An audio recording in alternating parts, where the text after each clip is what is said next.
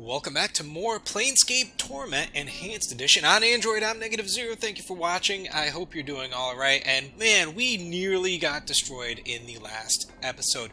We're down to 7 hit points, and we pretty much almost didn't make it through that fight. I used almost all of my healing stuff. I've got this guy, which, hold on, there we go. Can go up here. I used the charm, I used bandages, I used the embalming fluid. We barely made it through that fight. We had to fight 3 guys that just were mugging us on the street here. Nobody did anything to help. It's not that kind of place. But anyway, we need to find an inn so we can rest. I don't know if this is it. Oh, let's select everybody. What's up? Okay. Let's go in here. Okay. Oh no, that's not... There we go. Let's talk to this guy. Quentin. The man before you looks to be middle of height and years. He is stout with a thick, bullish neck, and his shoulders are hunched, as if a great weight was pressing upon them. He wears an impatient look as he stares at the black monolith in front of him. Now, take a look at this monolith. This monolith is in the cutscene at the very beginning of the game. If you look at the first episode of this series, I have that cutscene in there for you to check out. But the monoliths were a thing in there, so this might be important. Greetings. The man throws you a glance. There's room, Cutter. No need to ask my leave to stand there. Cutter? We're a Cutter? Yeah, actually, I wanted to know what this monolith was.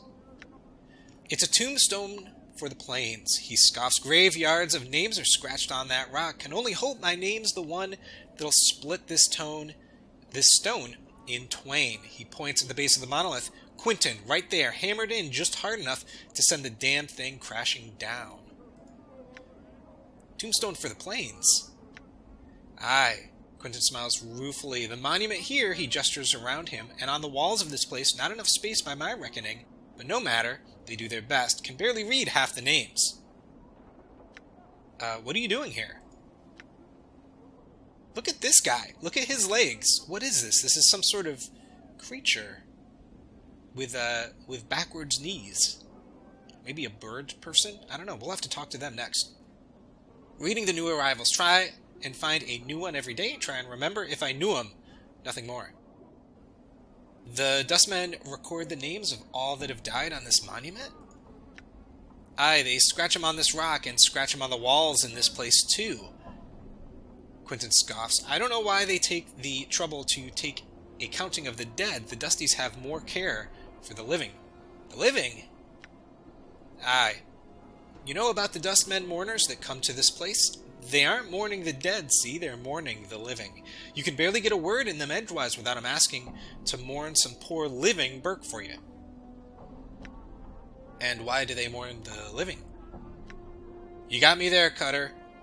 He shrugs. Might want to put the question to them. Seems to me the dead are thrice worth the pity of any poor sod living in this pit. He nods at the monument. Every name on there is blessed in my book. It is.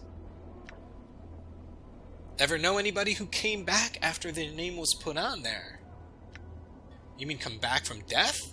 Quentin shakes his head. Not a one, Cutter.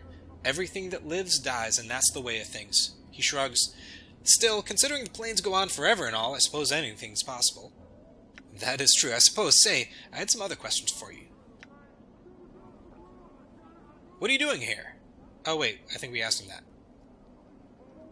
I think we asked him all of these. Thanks. Alright, let's talk to, you. This woman's face looks broken and she's covered in scars. They look like bite marks and fingernail cuts. She's cradling the shreds of several rags in her hands and is staring emptily at the wall of the monument, at the names there. Greetings. Get you back, the woman's teeth peel back, displaying a row of black canines. What you want of Sevtai? What's the matter? What's wrong?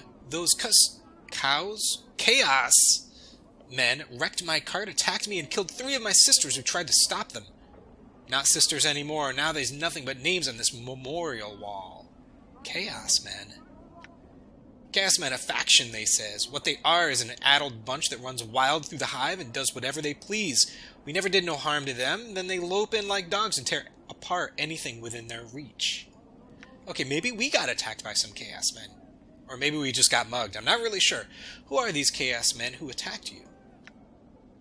They're a Hive gang, a bunch of addled sods that call themselves the Starved Dogs Barking, or some such barmy nonsense. Okay, so we've got options here. So we can take care of this problem for her for money, or we can just do the right thing.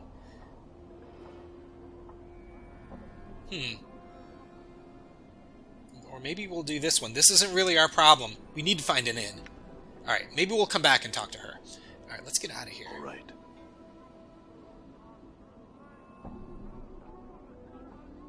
Oh. I look at these guys with the... Oh, look at this guy in his bright stuff. Bane the Sender. You see a heavyset man with sharp features and a pained expression. Despite his huge frame, however, he has an effeminate look about him, and unlike the other residents you've seen, he looks to have bathed recently. As you approach, he looks up hopefully and calls out in a high voice, "Craddock, good sir." What? I mean, everyone else, everything in this place is green and brown and gray, except him.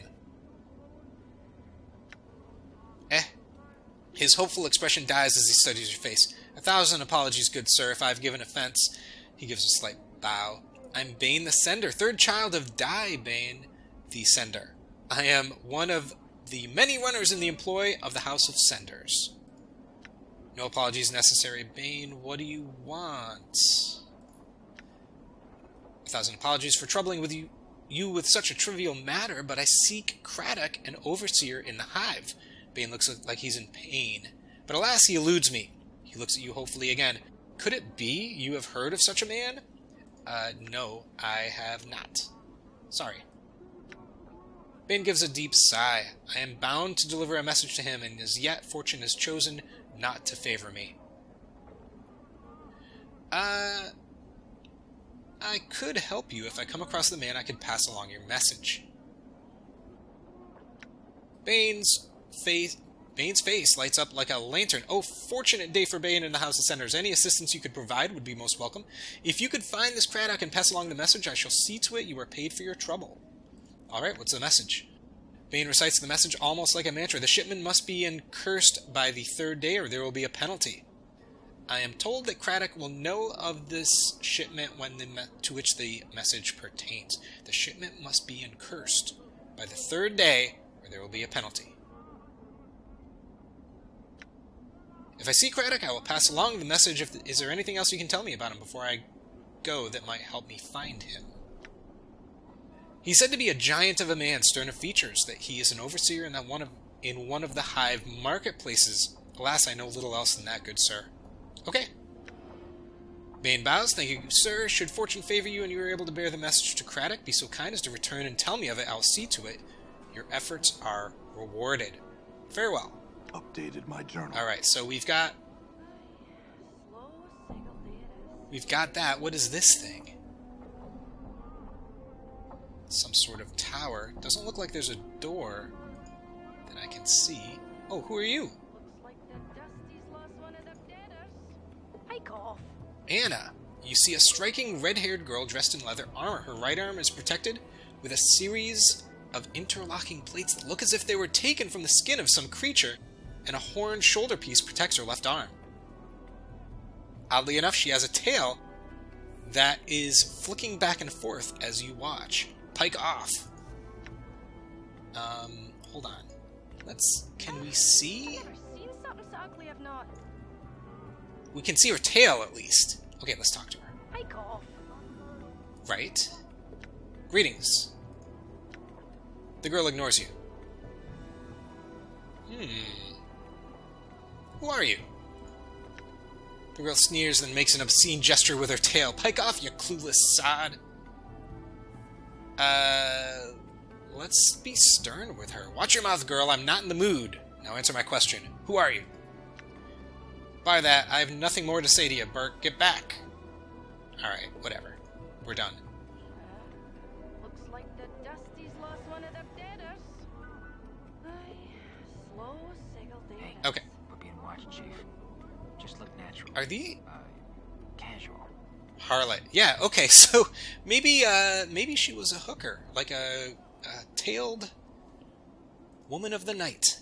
All right. Anyway, you see a tired-looking woman dressed in a tight leather bodice and leggings. The odor of cheap perfume surrounds her like a cloud, and her voice is covered with a mask of crude makeup. She smiles as she sees you. Why don't you stay and chat with me, love? For a bit. I'm gonna... Still looking for the inn here.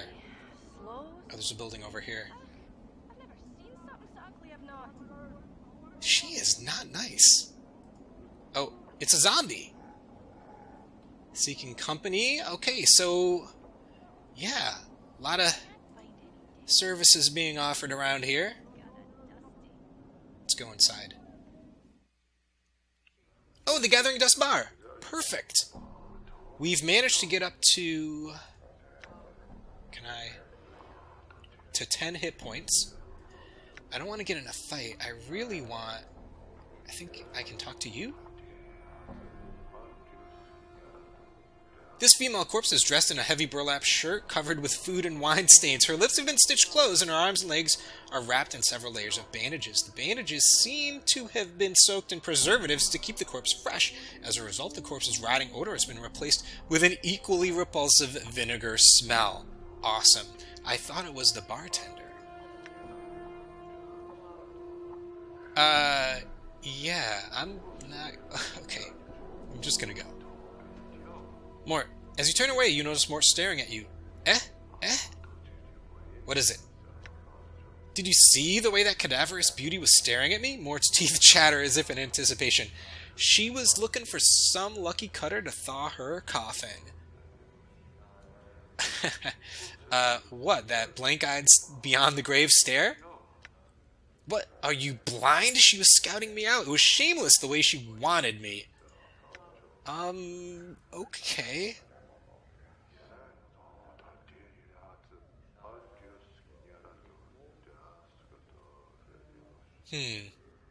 Which would be... I don't know. Wanted you to go away. Maybe she was obviously too distracted by me to pay attention to some stupid bobbing head with a big mouth. You, yeah, right. Trust me, chits beyond the grave don't care about all that physicality and I've got a body and I'm all scarred and tough looking. They want guys with spirit. That's me, Chief. You? Corpses like you are as common as copper. Whatever, let's go. Alright,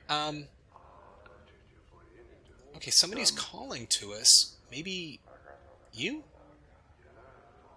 Dustman? Or maybe it was you. Yeah, it must be this guy. Morte Gravesend. This tiny, wizened man is dwarfed by his huge Dustman robes. They look as if they were chosen to cloak his small stature. Although he looks to be in his late 90s, this man is extremely energetic. He fidgets continuously, and his eyes dart around the bar like a bird's. Greetings. The man's eyes gleam as he takes your measure, and he gives a slight nod in greeting. Hail and well met, traveler. You look like one who is just getting their sigil legs about them. He trails off. Pardon me, have we met before? Your face seems familiar somehow. No, at least I don't recall you. Maybe I was mistaken. Morte shakes his head. Well, no matter. How is it that Mordecai Gravesend may help you? Do you seek the contract, perhaps? Contract? The contract. From the depths of his huge robe, Morte pulls forth a dusty parchment and a quill penna. I give you 50 commons. In return, after death, the Dustman faction may claim your remains. What use will you have for them at that point, anyway? Well... What do the Dustmen do with the body? Morte holds up his hands as if he doesn't know. What does it matter? It is of no consequence when you pass on. I'm not... yeah, I don't think you can help me. But I can help you. I can, Morte calls out as you leave, his voice pleading. Return should you be in need of funds, and Morte can help. All in exchange for your signature. Okay. Oh, this guy looks like he might have something to say. No, he's just a regular dustman. Alright, a lot of dustmen hanging out in here. I'm just looking for somebody a little different.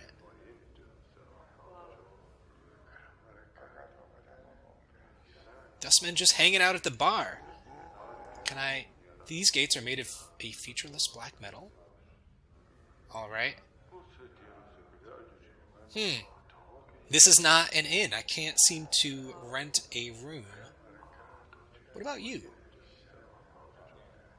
The zombie gazes at you with vacant eyes. His lips have been stitched closed, and bandages wrapped several places around his body. The faint smell of alcohol emanates from the corpse. So, have you seen anything interesting around here?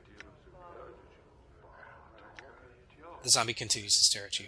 Alright, nice talking to you. Okay. Oh, I can search these things. Alright. That's good to know. Looks like a mirror, but there's no reflection of the bar in it. Wow. Okay, so there's nothing in here. What about you up here? I'm talking to zombies. Sure, That's why it. No. There we go. I'm gone.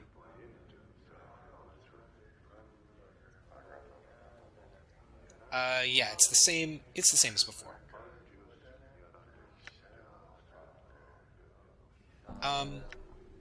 Yeah, we... Please don't start this again. Or ignores you and becomes thoughtful. I don't really mind the attention, actually. It's just that I like to be seen as something more than just a skull, you know? I have feelings that go beyond my base animal instincts. I want courtship, not some fortnight fling around the mausoleum. Okay, so we got to the bar. Oh, let's finish up this conversation. Morte, you are a skull. Nobody can help but see you as a skull. Accept it. Yeah, well, I may be just a skull, but I've got a big heart. Actually, you don't have a big heart. What, were you dumped into my life and spit on my dreams and aspirations? Fine, be that way. I don't have a heart, but I do have a soul. Well, actually, I'm betting... Forget it. Let's go. Okay. So, there is nothing in here for us to do. Let's look at this. Is there... Hold on. Is that a doorway?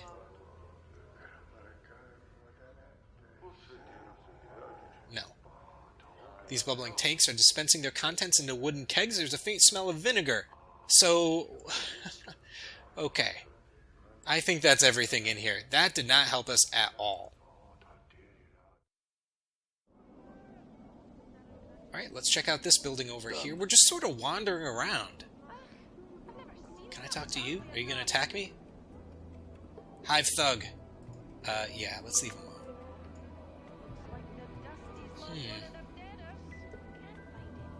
Right, some more ladies. Who are you? Who are you? Talk to me. Hive dweller. You see a woman dressed in faded, patched-up clothes. She glances at you as you approach, but turns away quickly, as if unwilling to make eye contact with you. Greetings! The woman glances at you again, then turns away. Miss? She turns again.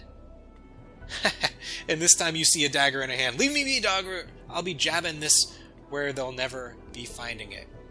Okay. I'm gonna let you go.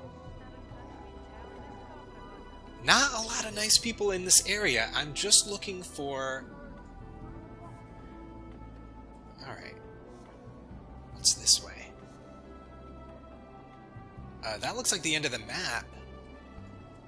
I kind of want... I still want to find an inn. I need to... Well, we don't really need to rest. We're slowly earning our hit points back. Let's just explore the whole area.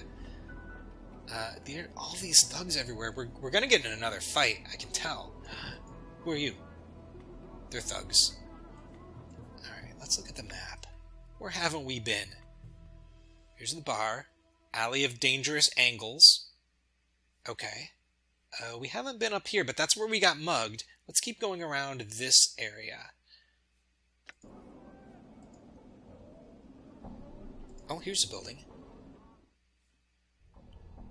A tomb. The sarcophagus appears to have been here for centuries. There's no lid. The exterior seems to be made of solid stone. Okay, All right. I don't really want to be here. How do I get out? There we go. Alright, so don't want to hang out in the tomb. All right.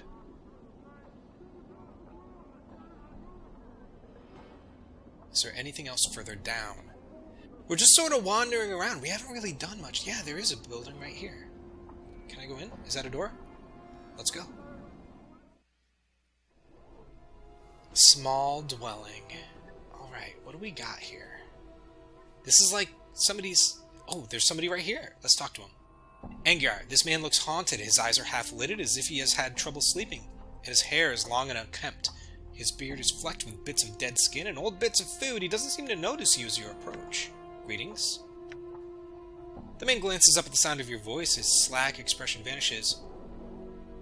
Looks like someone who has It looks like someone has lit 2 fires in his eyes. What be your business barging into me house? Get, I'll send you back to wherever you came from. Calm yourself. I had some questions. Are you daft? You filthy, scar-ridden dog, off with you, or even the powers won't be able to save your hide. Alright, well, okay, I'll leave. You'd best never come across me door again, you wretch stinking bastard. Okay, we're gonna go. All right. I don't need to get in a fight with the local... Where's the door out? Oh, is this it? There. Okay, it's a little hard to see the doors sometimes. Done. Is there anything around this way?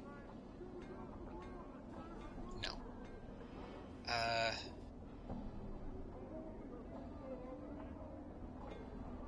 Oh, this is like an exit. Okay. All right. Alright, who are you in the bright blue?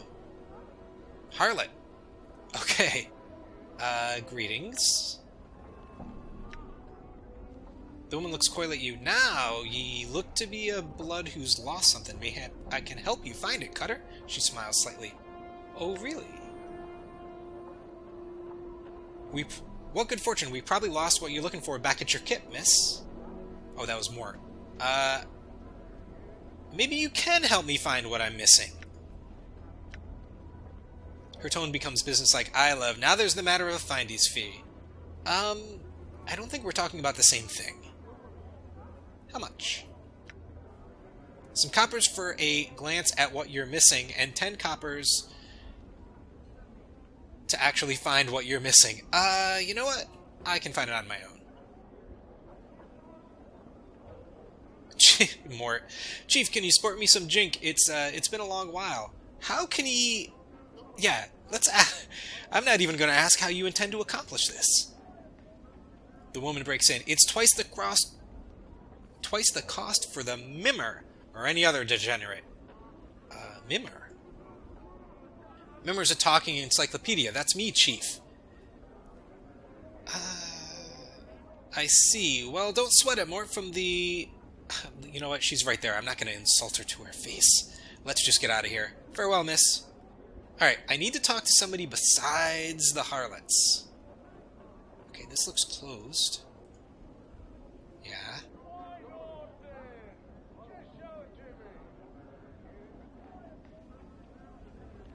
Yep, okay.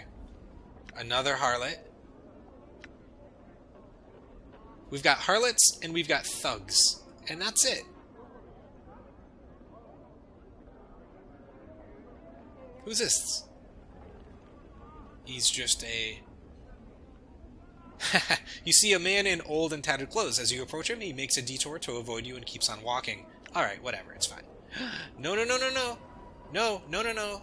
We're not fighting all these guys. No, we're getting out of here. We're leaving.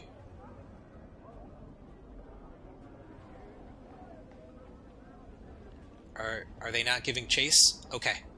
Fantastic. Oh no, they are giving chase. We're just gonna keep... Ooh, who are you? Look at you! Okay, we're gonna go in here. Maybe we can hide out from the criminals. Small dwelling. We're back in somebody's house. Although, can we open these? Can we steal stuff? I'm still like, we don't have any clothes on. We have like our loincloth, and that's it. Quatra, moving from box to box, this man seems to be totally immersed in counting boxes and scribbling results down on a piece of parchment. He looks annoyed as you interrupt him. What is it now? Can't you see I'm busy taking inventory? Go bother somebody else. Sorry to interrupt. Yeah, that looks to be it. Alright, let's get out of here. Where did we come in from? Here? There we go. No?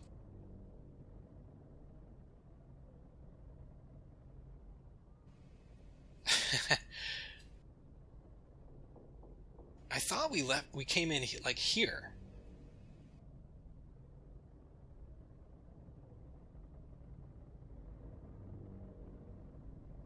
One of the things I don't get... Oh, right here. Alright. One of the tougher things about the game is even seeing... What about this guy? God. Much as this creature's body is a combination of man and ram, his head is a mix of sorts, with a broad flat nose, goat ears, and a pair of curling horns. Intricate designs are shaved into his dirty pelt, and a massive four-flanged polearm hangs from his belt harness. He doesn't seem to notice you. Greetings.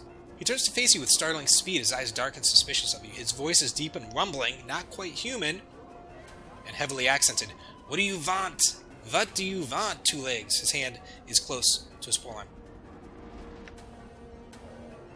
Only to speak with you. I had some questions. He seems to calm down. His hand drops away from his weapon. He still keeps a certain distance from you, however. What do you wish to ask me? Why were you so wary of me? Is it because everybody in here seems to want to attack everybody else? He seems sad for a moment. This place, a wretched, unclean place, is full of unfriendly, sometimes desperate people. Not the best place for a visiting barrier, Two Legs. I have business here, so. And so here I am. Oh, business? What are you here for? Another time, Two Legs. If we ever meet in a happier place, I shall tell you all about it. You said you were visiting. You don't live here? The barrier shakes his head, laughing. No, Two Legs. No barrier could live like this. Where are you from? From the plains of Eastgard, Two Legs. They are my home. He smiles in fond recollection as if warmed by the memory. Okay, that's all I needed to know. I need to run away from these guys. Right. Look at this. Everybody in this place is attacking me. Look at this crowd. There's no way. I'm getting out of here. Wait, is this an exit? Is this an exit? Oh, they're the whole place. Okay. Alright. Let's take it easy for a second. We've done basically nothing in this video.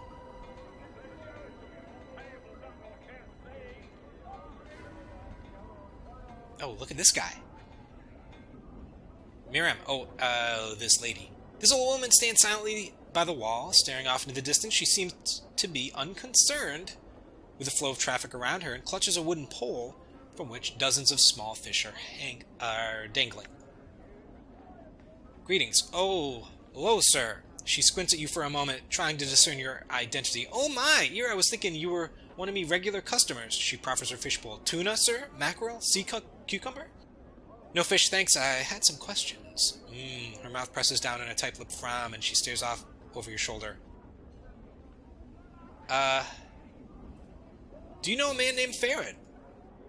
She shakes her head, mouth closed tightly, and continues to look over your shoulder. Each time you try to catch a glance of what she might be looking at, you turn back to find her staring at you for the briefest of moments. What, do I look familiar to you? Goodness, no. She pauses for a moment. Aye, you do. Have you seen me before, then? I think ye are a man with your very likeness, sir. 'Twas so long ago. Tell me. Well, sir, you see, me sight's not so good now. 'Twasn't back then, neither. But I thought I saw you walking past with a small group trailing along behind you. What did these people look like? It's hard to say, sir. 'Twas so long ago, and ye walked by so quick-like, but I remember now, the way ye held your head up. There was a woman following you, trying to stop you, to get you to turn around, speak to her, but you pushed her away. What happened then? Beautiful woman she was, looked so sad, so angry all at once. She stood there just for a moment, then followed along behind you just the same, hustling to catch up. You said there was a group. Who else was there? She shrugs. There was at least 2 other gentlemen with ye, sir. The only one I remember too clearly, though, was tall, thin. Reeked of bub, he did. I smelled him from across the way. Looked like he hadn't bathed in ages, too. He followed ye close, he did, and never said a word. Acted like the woman wasn't even there, even when she bumped up against him trying to stop ye. That's all I remember, sir. I'll give her some copper. I'll give her 1. I don't think we have very many. She smiles and nods. Thank you, sir. Farewell. Okay, we talked to somebody and they didn't attack us. Perfect. Come in, Basher. Look here, the finest Toledo blade.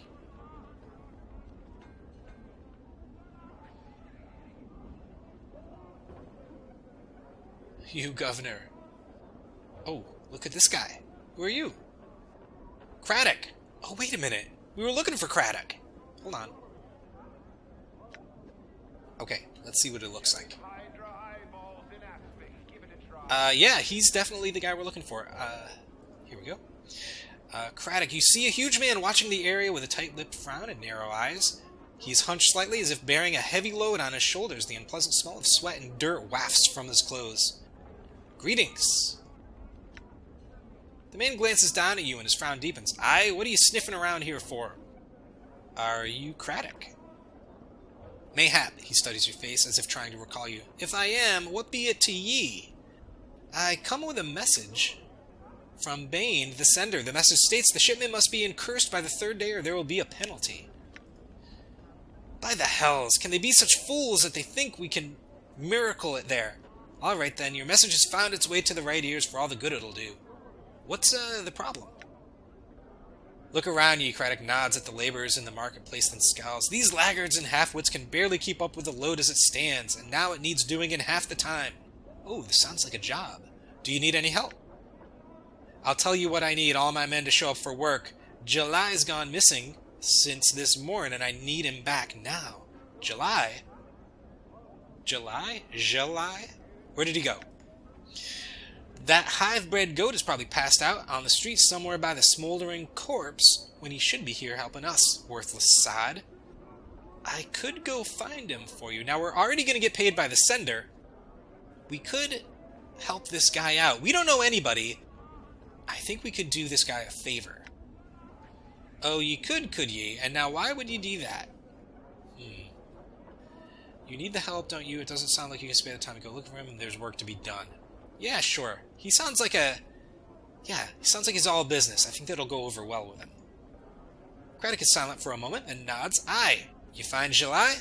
You tell him to drag his worthless bub-ridden hide here, I'll pay you for your trouble. When you find him. Now get.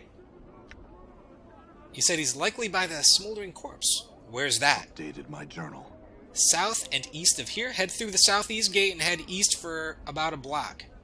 Through the southeast gate. Is that the area that we came? It might be. We'll have to dodge those gang members. July's most likely around there somewhere. Alright, I'll go look for him. Okay, we finally have a quest! And I think that's going to do it for today. Thank you so much for watching. I hope you enjoyed our time together. We'll go find July next time. Take care.